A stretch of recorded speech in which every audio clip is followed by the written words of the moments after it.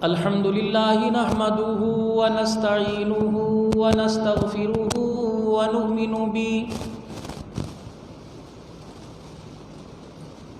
ونؤمن به ونتوكل عليه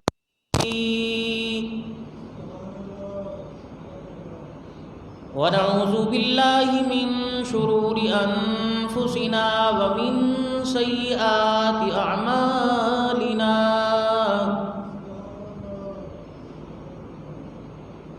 من يهده الله فلا مضل له ومن يضلله فلا هادي له ونشهد أن لا إله إلا الله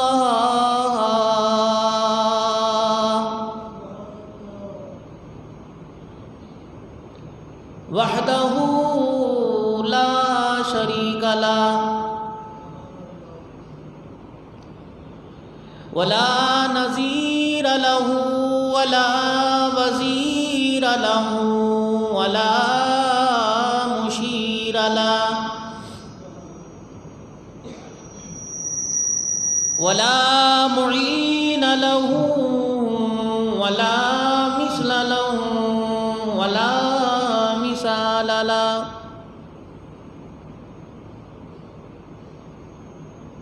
ونشهد أن سيدنا وسندنا ونبينا وشفيعنا وهدينا ومرشدنا ومولانا محمدا عبده ورسوله أرسله بالحق بشيرا ونذيرا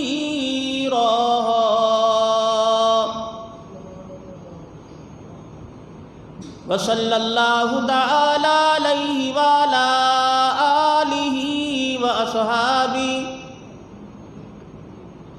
وأزواجه وذرياته وأهل بيته وبارك وسلم تسليما كثيرا كثيرا.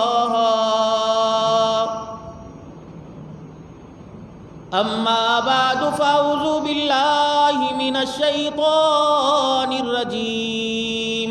بسم الله الرحمن الرحيم.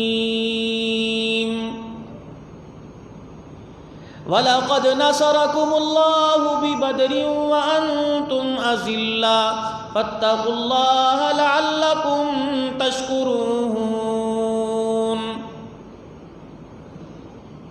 إِذْ تَقُولُ لِلْمُؤْمِنِينَ أَلَنْ يَكْفِيَكُمْ أَنْ يُمِدَّكُمْ رَبُّكُمْ بِثَلَاثَةِ آلَافٍ مِنَ الْمَلَائِكَةِ مُنْزَلِينَ. وقال الله سبحانه وتعالى لقد كان لكم في رسول الله أسوة حسنة. وقال الله سبحانه وتعالى يا أيها الذين آمنوا كتب عليكم الصيام. آمنت بالله صدق الله مولانا العلي العظيم وبلغنا رسوله النبي الكريم ونحن على ذلك لمن الشاهدين والشاكرين والحمد لله رب العالمين. درود پاک. اللهم صل على محمد وعلى آل محمد كما صليت على إبراهيم وعلى آل إبراهيم إنك حميد مجيد. اللهم بارك على محمد وعلى آل محمد كما باركت على إبراهيم وعلى آل إبراهيم إنك حميد مجيد. نہایت ہی انتہائی واجب الاحترام بزرگوں، عزیز و دوستوں، رمضان المبارک سن 1441 ہجری، آج دوسرا جمعۃ المبارک،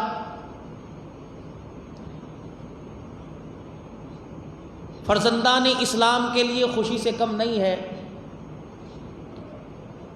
کہ پروردگار عالم نے یہ بابرکت دن ہمیں نصیب فرمایا اور بابرکت مہینے میں نصیب فرمایا۔ خوش نصیب ہیں، مقدر والے ہیں، کرموں والے ہیں، بختوں والے ہیں وہ لوگ جنہیں یہ رمضان المبارک کا مہینہ اور اس مہینے کی تمام برکات، رمضان المبارک کے روزے، تراویح میں قرآن پاک کی تلاوت، صدقہ خیرات کرنے کی توفیق، اپنے مال سے زکوٰۃ کا ادا کرنا، اللہ کے راستے میں خرچ کرنا، اپنے غرباء بھائیوں کا خیال کرنا، مساکین کی مدد کرنا، وہ لوگ جو لوگوں سے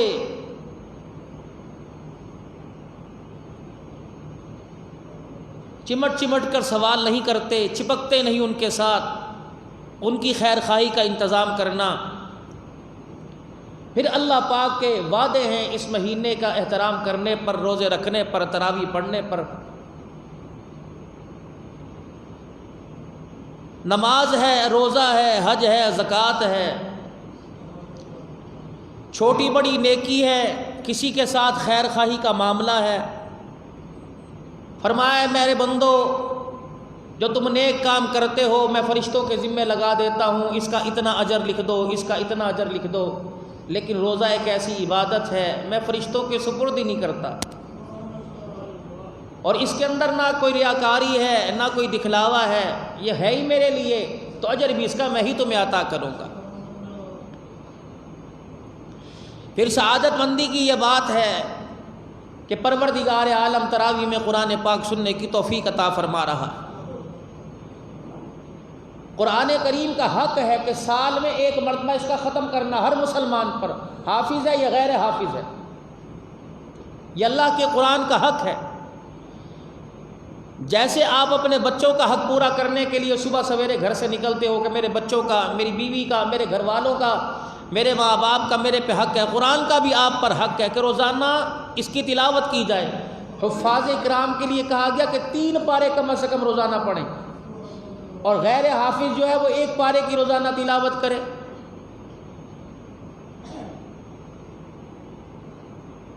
اور سال میں اس کو 1 مرتبہ لازمی ختم کریں۔ تو جو حضرات پڑھ نہیں سکتے، اللہ پاک نے انہیں موقع عطا فرمایا تراویح میں قرآن پاک سننے کا، تو اس کے اندر برائے مہربانی سستی نہ کیجیے، ان الجھنوں میں مت پڑیں کہ 8 ہیں، 12 ہیں، 16 ہیں، 20 ہیں۔ اللہ کے نبی نے کے زمانے میں نہیں تھی، حضور علیہ السلام کے زمانے میں لفظ تراویح یا اللہ کے نبی نے اپنی زبان سے لفظ تراویح کا لفظ لیا ہو۔ حضرت عمر رضی اللہ تعالیٰ عنہ کے دور میں اس کا جو ہے مستقل انتظام کیا گیا۔ مجھے آپ ایمانداری سے بتاؤ کہ عمر کے ایمان پر کسی کو شک ہے؟ عمر رسول پاک صلی اللہ علیہ وسلم کے خلاف کر سکتا ہے؟ اللہ کے نبی سے ہٹ کر عمر کوئی نیا دین ایجاد کر سکتا ہے؟ علیکم بسنتی و سنتی خلفاء الراشدین المہدیین کے الفاظ رسول اللہ صلی اللہ علیہ وسلم کے کیا نہیں ہیں کہ جو میرے خلفائے کرام کا طریقہ ہے وہی طریقہ میں محمد الرسول اللہ صلی اللہ علیہ وسلم کا؟ تو برائے مہربانی اس الجھن میں آپ کیوں پڑھتے ہیں کہ تراویح 8 ہے، 12، جس کا دل چاہے جتنی پڑھ لے، قرآن ہے آسانی سے، نفلی عبادت ہے آسانی سے کر لے، جتنی اللہ پاک اس کو توفیق عطا فرمائے۔ تو برائے مہربانی ایک تو پڑھنی کوئی نہیں، پھر دوسرا الٹے سیدھے سوالات اس پر لے کے آنا۔ اللہ کے قہر سے ڈرنا چاہیے، قیامت کے دن اللہ کے دربار میں کھڑا ہو کے اپنی ایک ایک زبان کے بول کا انسان کو جواب دینا پڑ۔ سب سے سخت دن اور سب سے سخت معاملہ اللہ کے دربار میں پیشی کا۔ اس لیے بڑوں کی کہاوت ہوا کرتی تھی کہ پہلے تولو پھر بولو۔ اپنی بات کا ایک معیار ہو، وزن ہو بات کے اندر۔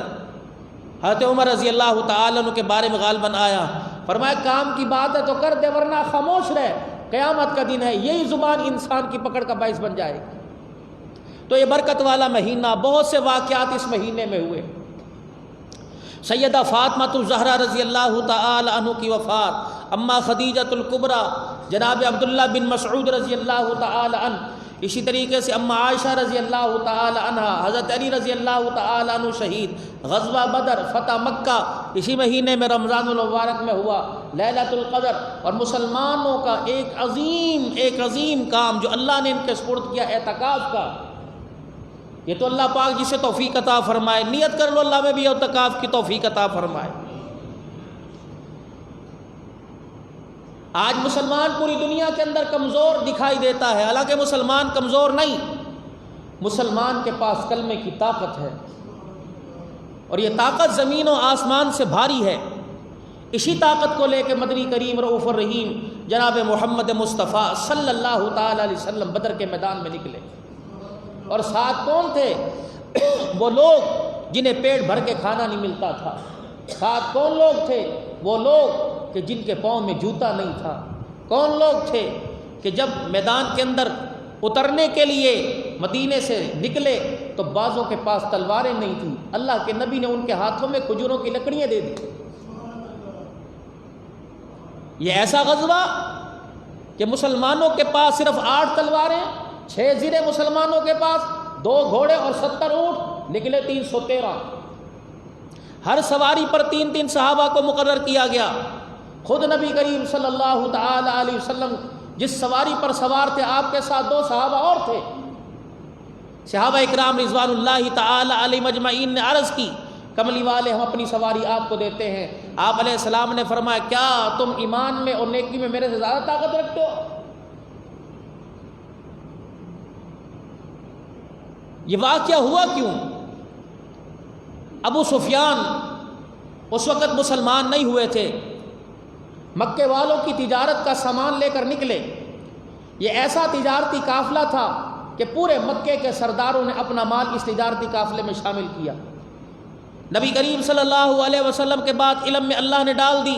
آپ علیہ السلام نے فرمایا، صحابہ تیار ہو، ان کے قافلے پر حملہ کرو تاکہ ان کی معیشت کو، ان کی طاقت کو کمزور کیا جائے۔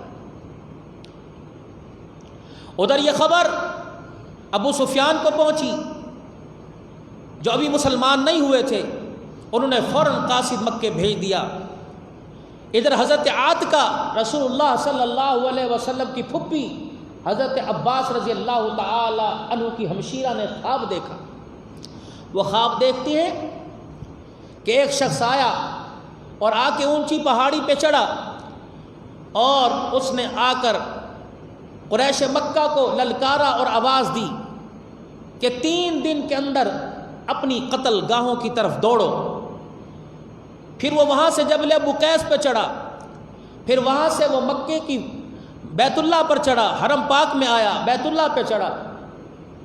تو یہ حضرت عاتکہ نے پھر فرمانے لگی کہ ایک چٹان ٹوٹی، پتھر ریزہ ریزہ ہو گئی، اور اس کا ہر کنکر، ہر پتھر قریش مکہ کے گھر کے اندر جا کے، مکے والوں کے گھر میں جا کے گر گیا۔ صبح انہوں نے یہ خواب حضرت عباس سے عرض کی کہ بھائی میں نے یہ رات خواب دیکھا۔ حضرت عباس رضی اللہ تعالی عنہ نے کسی اور سے کہہ دیا۔ یہ خواب پہنچتے پہنچتے یہ ابو جہل کے کانوں تک پہنچ گیا۔ حضرت عباس رضی اللہ تعالی عنہ بیت اللہ شریف تشریف لے گئے تو ابو جہل ایک ٹولی کی شکل میں بیٹھا تھا۔ انہوں نے کہا، عباس کا کیا بات ہے؟ کہ پہلے تو عبد المطلب کے گھرانے کے اندر نبوت کا دعویٰ ایک مرد نے کیا تھا، اب عورتیں بھی نبی بننے لگ گئی۔ آپ نے فرمایا، کیا ہوا؟ کہ تیری ہمشیرہ کو یہ خواب آیا ہے، اور تیری ہمشیرہ یہ خواب بتلاتی ہے کہ میں نے ایسے خواب دیکھا۔ عباس یاد رکھ، اگر 3 دن کے اندر اس خواب کی تعبیر پوری نہ ہوئی تو ہم ایک چمڑے کے اوپر لکھ کر بیت اللہ کے ساتھ ٹانگ دیں گے، اللہ اکبر، کہ بنی ہاشم کا گھرانہ جھوٹا گھرانہ۔ حضرت عباس رضی اللہ تعالیٰ عنہ گھر تشریف لائے تو خاندان قریش کی عورتوں نے تانا دیا حضرت عباس کو، کہنے لگی، عباس کیا تیرے اندر اتنی طاقت نہیں کہ تم مکے کے اندر رہنے والے ابو جہل کی زبان کو لگام دے سکے؟ پہلے وہ ہمارے مردوں پہ بات کرتا تھا اور اب وہ ہماری عورتوں پر بھی بات کرنے لگ گیا۔ ان کو غصہ آیا، یہ گھر سے الٹے پاؤں نکلے تو جا کے حرم میں دیکھا تو ابو جہل آگے آگے دوڑ رہا، یہ سمجھے کہ میرے سے ڈر کے بھاگ رہا ہے، حالانکہ معاملہ کچھ اور تھا۔ ابو سفیان نے کچھ سونا دے کے زمزم بخاری کو مکے روانہ کیا اور کہا کہ جلدی جا اور مکے والوں کو جا کر کہہ دے کہ قافلے پر حملہ ہونے والا ہے، تم میری امداد کو آؤ۔ تو زمزم بخاری آیا، اس نے اپنی اونٹنی کی دونوں کان کاٹے اور ناک کاٹی اور اپنے کرتے کے پچھواڑے حصے کو پھاڑا اور بیت اللہ شریف میں جا کر یہ کھڑا ہو گیا اور جا کے کہنے لگا جلدی کرو جلدی کرو، امداد کو پہنچو امداد کو پہنچو، مدد کو پہنچو، الغوث الغوث، ہماری مدد کو پہنچو مدد کو پہنچو، قافلے پر حملہ ہو رہا ہے۔ ادھر سے ابو جہل نے ایک لشکر تیار کیا جن کی تعداد تقریباً 1000 کے قریب تھی۔ اللہ کے نبی صلی اللہ علیہ وسلم 313 صحابہ کو لے کر نکلے، اس وقت تقریباً 700 کے قریب مسلمان تھے، 313 صحابہ اکرام کو لے کر نکلے۔ ارادہ یہ تھا کہ ان کے قافلے پر حملہ کر کے ان کی معیشت کو کمزور کیا جائے۔ جبرائیل علیہ السلام آ گئے اور آ کر کہا یا رسول اللہ صلی اللہ علیہ وسلم، قافلہ تو بحفاظت مکے چلا گیا ہے، اب بتاؤ کرنا کیا ہے۔ اللہ کے نبی صلی اللہ علیہ وسلم نے صحابہ کو بتلایا نہیں کہ بدر کے میدان کے اندر اتر رہے ہیں۔ رحمت للعالمین صلی اللہ علیہ وسلم نے صحابہ اکرام کو بٹھایا اور صحابہ اکرام سے مشورہ کیا، صحابہ اکرام سے رائے مانگی۔